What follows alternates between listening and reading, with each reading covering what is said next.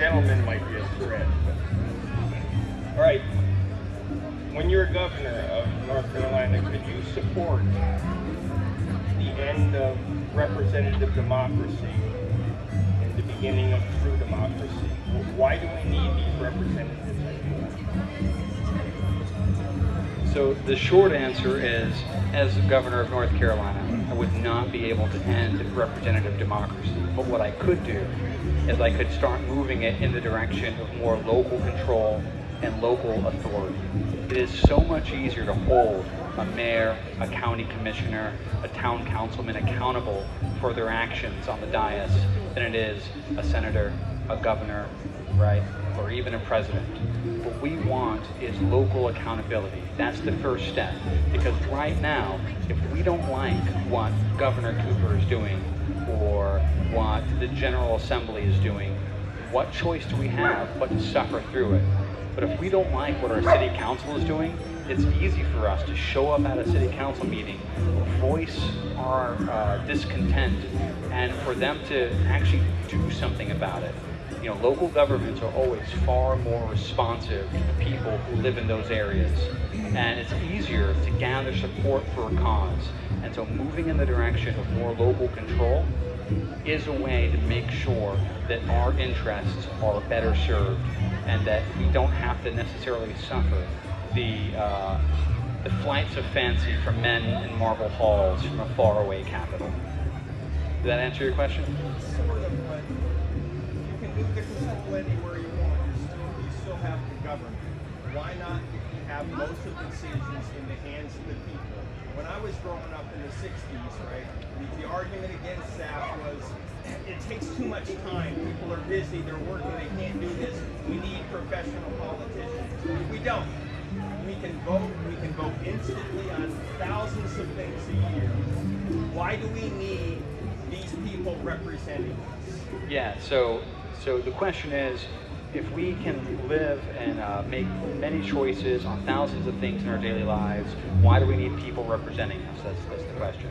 And I agree with that principle. We don't actually need that. If we're free people, we can make the choices in our own lives. We do that every single day. We choose where to shop, what to buy, who to hang out with, where to live. And having more freedom to do that necessarily means that the government itself has less say about what we are allowed to do, right? And I'll give you an example from my platform, occupational licensing. If you want to be a barber, right, and you don't have the skills to be a barber, and you give someone a bad haircut, what's the worst thing that happens? You give them a bad haircut, and they don't come back and they don't patronize you again. There's an incentive there to be good at what you do, right? But right now, the government steps in the way and says, no, sorry. Before you can actually offer this service, to apply your skills, to earn an honest living, you got to do all these things. You got to jump through all these hoops that I say you have to jump through, and then you have to give me some money, and then you can earn a living. I don't think that's right. There are lots of things that the government does and gets in the way of your life that it has no right to. And it's not going to cause chaos and pandemonium if we start to peel that back layer by layer and get rid of the things that the government has no business encroaching on in our everyday lives.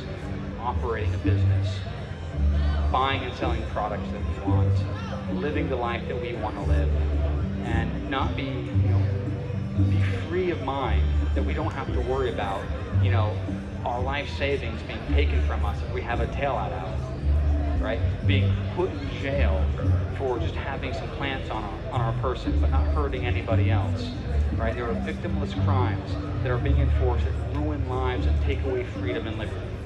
We are so far away from being a free society and a free state. It is a heavy lift, but we can start the process of rolling it back. 150 years of the government getting more and more involved in our lives, cannot go away overnight. But we can sure as heck send a message and start the process of reining that back so that we can live our best lives without fear, without worry, and without undue burden being pressed upon us. That's the freedom I want. I want everyone in this state, in this city, in this country to be able to live their best life. And as long as you're not hurting anybody else or swindling other people, everything is fine. But if you're going to hurt and swindle, we got no time for you. And I will include the politicians in that. Any other questions? Yeah. I think this Democrat over here had a question. How do you feel about the mask mandate in North Carolina currently? Do you think that it should continue or do you think we should dissolve it? So the question was about the mask mandate. Ask the guy wearing a North Carolina mask. So, masks, in my opinion, are a good idea. But am I going to be behind sending a cop to arrest you, fine you, and put you in a cage, or say you don't have permission to earn a living just because you don't want to wear a mask in a certain location? I'm against that.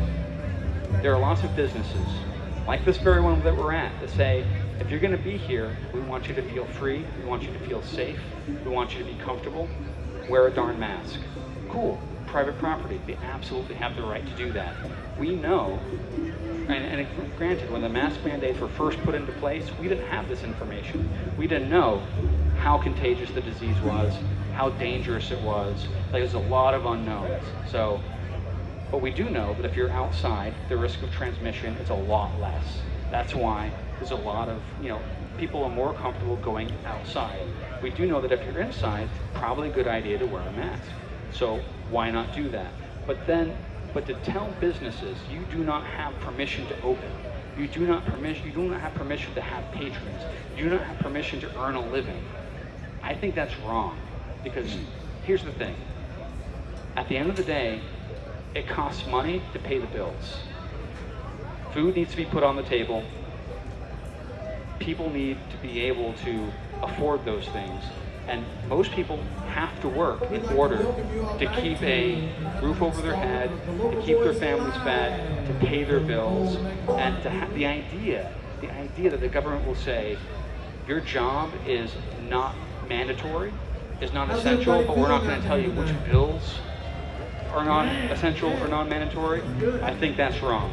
So the mandate itself, I'm going to say I don't like how it's been enforced. And it's a good thing to advise masks, to promote masks. And here's the other thing about this, and even if you disagree with me, think about this. If you were given a choice in the matter, are you more willing, or are people more willing to be like, okay, I'll go along with it, rather than someone just saying, you do this or else? If you say you do this or else, there's a lot of people, I'm one of them, who will say, you know what, go pound sand. But if the idea is that you want as many people doing the same thing as possible, giving them some agency in that decision, saying, please, this will be a really good thing. Here are all the good reasons to do that. You build this sort of consensus. Like, you'll get higher levels of compliance, and we see that all the time, right? There's not always a cop at every stop sign, but we all stop at every stop sign. Why? Because we don't want to get T-boned. We have a choice in that matter. And sure, there's something to be said for safe behavior or not, but to give people, to put people at risk of being locked up for something, I think that doesn't actively seem like it's going to hurt somebody. I don't think that's the right role for government. Does that answer your question?